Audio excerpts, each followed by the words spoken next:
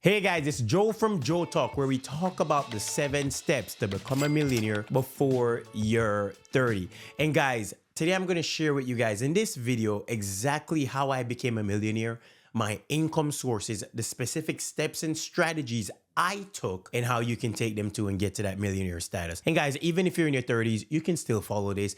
Even if you're in your 40s, you can do the same. It's really applicable to everyone. So let's go ahead and get started. So the first thing I want to start with is courage. And I'm going to show you guys exactly how I created my first income source. So here in New York, I went to a college, the City College of New York. It's a great school, beautiful campus, not the best professors, but great school. And while I was at City College, I studied to become a physician assistant. That's basically a doctor's assistant, a little bit higher ranking than a nurse. And it's a great profession. Starting salary is about $100,000 a year. And that's what I wanted to do. While I was in college, I was also working as a sports coach. Why? Because I needed to pay my rent. So while working as a sports coach, I got to learn a different business.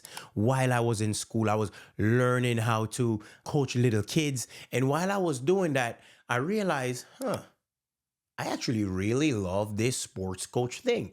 So I continued to do it. And after graduation, I realized I didn't want to become a physician assistant. And I'll tell you guys how I found this out. I was shadowing a PA while I was in college, and I heard the way the doctor spoke to the PA, and I was in complete shock. I was like, all right, nobody's going to talk to me like that, so I'm not going to become a PA. The abuse PA faced at that time, I'm not sure if it's still going on, was extensive. So I decided not to become a physician assistant.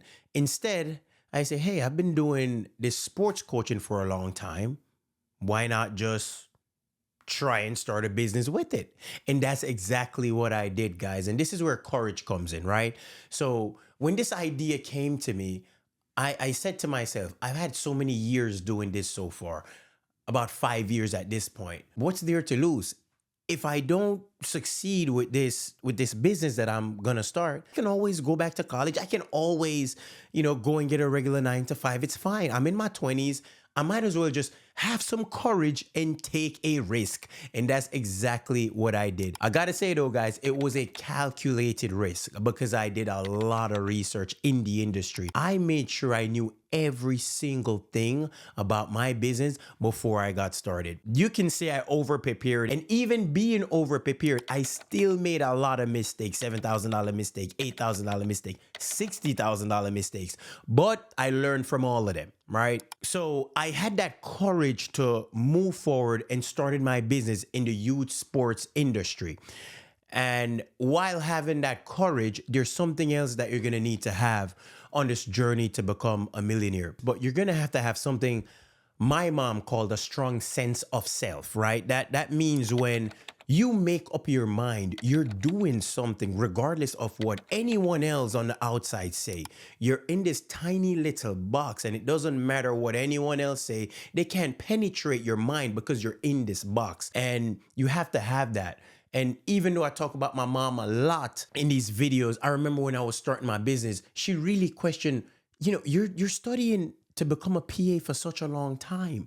Are you sure this is something you wanted to do? She did support me, but I'm sure she had her doubts whether or not this is even worth it. Running around with little kids, being a sports coach, is that really what you want to do with your life after studying to go into the medical field for 4 years at this point? I would even ask that question. So in all fairness, her question, it was reasonable.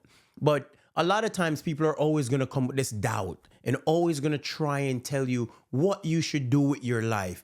You shouldn't do this. You shouldn't start this business. You should go to school and get a good 9 to 5 and make your mom and your dad proud. And while that's fine, guys, you also have to have a strong sense of self and put yourself first and say, you know what, I'm going to give this a shot. I'm going to give this a try. And that's why when I look at the Gen Zs these days, like, I have so much respect for them because they're going out of their way. They're starting that YouTube channel. They're starting that business, whether it's clothing brand or whatever they're starting. They're just trying to do something outside of being the norm, outside of just going the traditional path. They're giving themselves a good shot. They're taking that risk. They're having courage and they're having a strong sense of self. So it doesn't matter who says anything on the outside. don't listen to them. Now that leads me to the third point. Okay, now you've had this tremendous idea to start a business, Joe. How did that work out? And while I have a few different income sources, my business is my primary income source. That's where 80% of my overall income comes from. And that's why I feed the most energy to that business. So even though I'm here on YouTube, I don't make any money from YouTube. I'm making money from my actual practical business that I do in person. And I'm going to be honest, my business is great. I do a good job. I know I do a good job. So I'm proud to put that out there. But I learned one thing in the service-based industry that changed my view on business in the early stages. When I started out my business, I started out so great. The first month we made $7,000 and I couldn't believe because at the time I'm like, wow, completely mismanaged that money, lost the entire $7,000. And anyways, we got our foot in. We started to understand the business. We're doing good. We're providing for our customers. They're happy. And guess what happened? COVID happened. COVID completely scarred me for life. Not because I was sick, none of that stuff. It made me realize that to be an entrepreneur, to be a business owner, it's a lot more difficult than you think. While everyone else was on unemployment, what did I have to do?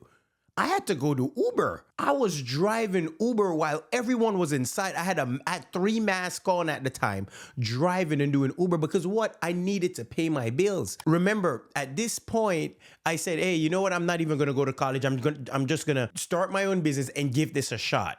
So I had myself to rely on. So I had no other income source. COVID taught me that as a business owner, you have to learn to diversify your income. So in my business, I'm a service-based operator, somewhat similar to a plumber, somewhat similar to an electrician. All of those type of businesses, they really suffer during COVID because you require that in-person interaction, right? As opposed to having a YouTube channel or having an e-commerce store where you can sell stuff online. You're not really having that in-person connection. You can make a lot of money there also. So I learned that you have to diversify your income source. So because of that, it forced me to get into real estate. I loved real estate so much from when I was a kid. I fell in love with real estate when I came to America and I saw my mom conning up some money and I said, hey mom, what are you going to do with that money? She told me she's going to pay rent. And at this time, migrating from Jamaica, we didn't even know what was rent. We live in a fully paid off house. We were, so why are you giving this money away? So after that, I had this resentment that built up in my heart where I hated the idea of paying rent because that's not what I was used to. So I got into real estate because I looked at that as there has to be another source of income that's not coming from my business. What if COVID happens again? Now I have a wife. I have to provide for my wife. I have to provide for my mom. What if COVID happens again? Everything's just going to go to zero? No, so I have to diversify my income. So my second income was, real estate. So I started with one property, completely fell in love with real estate and realized, wow, this is really, really fun. I love doing this. And then I got a second one. The second one was amazing as well. The second one was a very big project. And then I got a third one. And then the third one was also a great project. And I started to get the hang of real estate. And now I'm on the fourth one. And we're currently doing construction. And that's where my second income source comes from. The first thing I would say to anyone in their 20s or 30s that want to become a millionaire and have some sense of financial freedom, you have to start a business or figure out a way to increase your income, right? You can increase your income in many different ways outside of starting a business, such as being an entrepreneur. You can start a branch within an existing company that you work for, and eventually you can get some type of equity there. That's a great way to do it. But after you go ahead and you start a business, you have to do something else. The second thing you have to do is to avoid the debt trap. This was a primary reason I was able to get to that millionaire status, by avoiding debt. My mom always rang it in my ear as a kid. Avoid debt. Stay away from debt. Debt is not good. So with that being said, I always prioritize using cash and always made sure that I'm never overextending myself on a credit card. Now, if you're avoiding debt, the third thing I would say to do to get to that status is to save 60% of your income. When I started my business, all I did was save. When my income was at $20,000 working as a sports coach in college, I saved 60% even at that time. When my income grew when I started my business, I stayed humble. I didn't get any name brand clothes. I didn't change my car. I still have a Honda. I still drive a Honda to this day. Doesn't matter where my income goes. I'm still going to be driving a Honda. If I don't have $10 million, I can't drive nothing else but a Honda. That's my mindset towards these things. So during year 1, year 2, year 3, year 4 in my business, I didn't even pay myself. All of that money was just stashed away for saving. Right? Because remember, I was scarred after COVID, and I told myself, as much as I love my business, I have to figure out a way to get income somewhere else outside of my business because COVID scarred me for life. You went from 7,000 one month to zero, absolute zero. And I'll never forget that. So the fourth thing I did was to take that 60% and invest in real estate. So after I invested in real estate, I realized something was wrong. I wasn't running my business well, and I wasn't managing the properties well. I was always running around like a headless chicken trying to figure something out. My employees weren't showing up the way they were supposed to. My tenants kept having issues with me because I couldn't even manage time properly. So I realized there was something else that was missing from my life. And that's where I fell in love with books. And that's the fifth thing that you want to do. BMA, books, mentors, and action.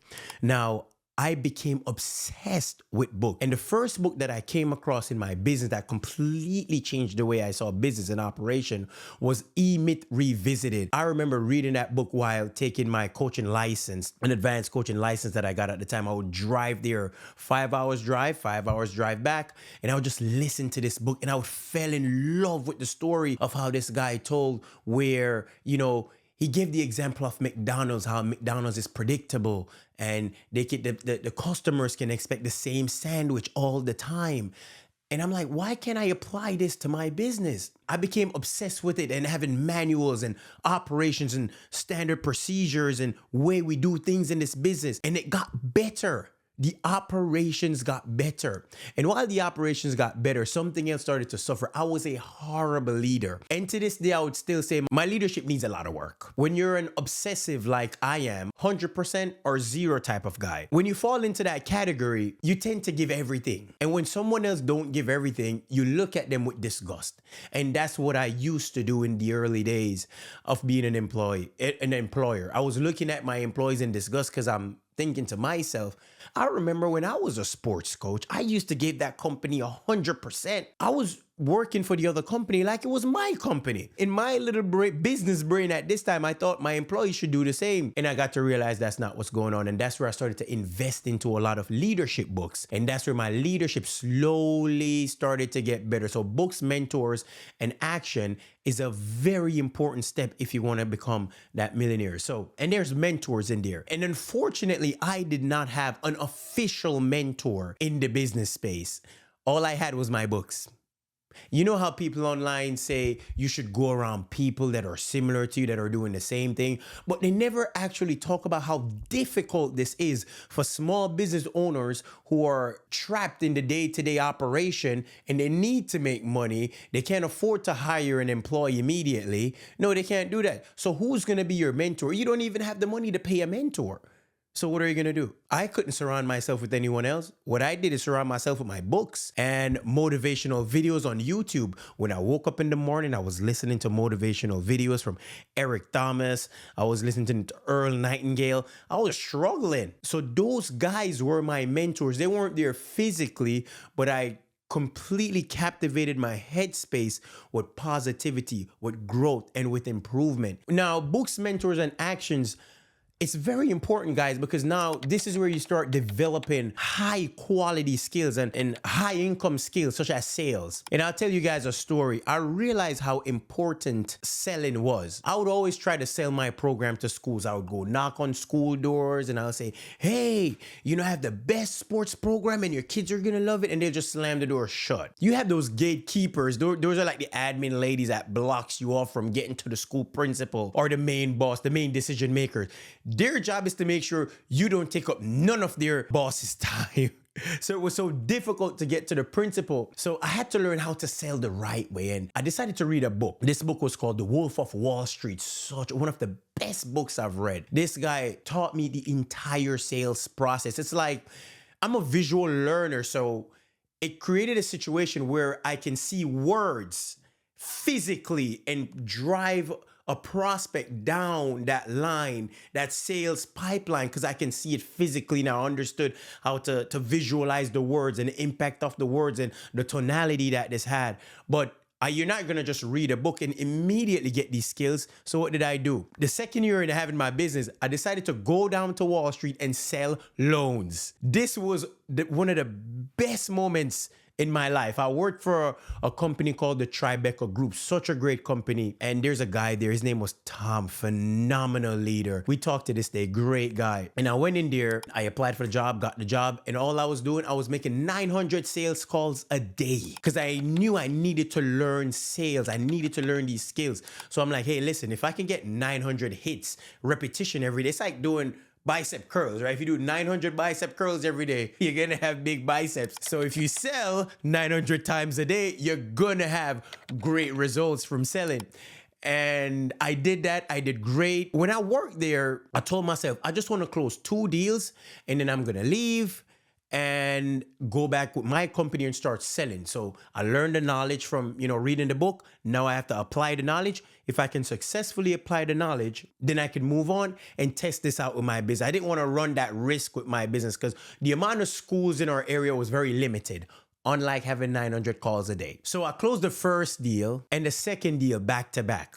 And in my heart, I said, you know what? I don't want to work for these guys and, come here, just get the knowledge and take their money and leave. So I actually left that job without even taking that check from those deals that I closed. And it was so insightful because what we used to do, we used to sell merchant cash advance.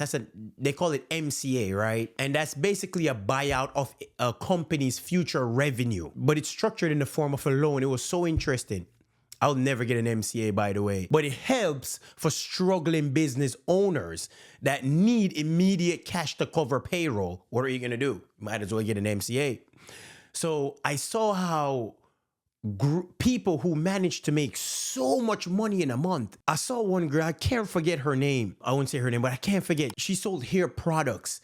And I remember I couldn't believe she was pulling in $70,000 a month. And I'm like, wait, what? That's a lot of money. And even though it was mismanaged, she was receiving $70,000, but what was going out was $80,000. So she was in a deficit, which is why she needed DMCA. And we were there for her to help her. And that just taught me how important it is to manage your finances the right way whenever you're doing any type of business, which led me to my next book, which is Profit First. Anyone out there, you should read Profit First. That book is a phenomenal book. It's going to help you to manage your finances in a way where you don't even need an accountant. You need that book. But it was interesting to be down there at Wall Street and seeing so many different businesses. I learned that trucking companies, for each truck you have, you make about $20,000 a month. That's way back then. I don't know what it is now, but back then, if a guy had 10 trucks, that's 10 times 20. That guy's making a lot of money. So very interesting. I love working there, but I had to come back to my company and start selling. I started, and guess what? I had some success simply because I applied the knowledge and now I was able to transfer it to my business. So after having that success, I realized I still needed to diversify my income some more. And this leads me to step 6 in becoming a millionaire. You have to diversify your income some more. So I started playing around with stocks. I started playing around with crypto. I started playing around with every single thing. I made some big mistakes. I lost a lot of money, experimenting, learning, seeing what's the right path, seeing what's the right way, analyzing the market. And then I eventually came up on a strategy that worked for me, an investing strategy that worked for me. So you have to invest into the stock market. You have to invest in the S&P 500. It's only right. You have to diversify your income source. By investing in high dividend stocks, you can collect some type of income every single month outside of real estate, outside of your business. And that's exactly what I did. Now, before I move to the 7th step, there are a few other things that I decided to do to further diversify my income. So I started to diversify my offerings into different areas. So at that time, and currently speaking right now, I'm up to about 7 different businesses. However, it sounds like a lot, but because they're in the same industry, it's easy to manage. Imagine being a basketball player and you get paid to play basketball. Now, What if you get paid to do basketball commercials? Now, what if you get sponsored to promote a basketball drink? Now, what if you get paid to wear a basketball shoes? This is literally all I did. I just looked at my industry and looked at every single thing, the customer pathway, and exactly what they'll be looking for. If they're not going to look at me as an option, they might look at something else. How can I be that something else? So it sounds like it's a lot, but it's not a lot. So step 7 is one of the most important steps. And in my life, that's where I am right now. It's called the moat. So the way a moat, it's like a castle, right? It's like a castle and it's surrounded by water, but it's on a small piece of land.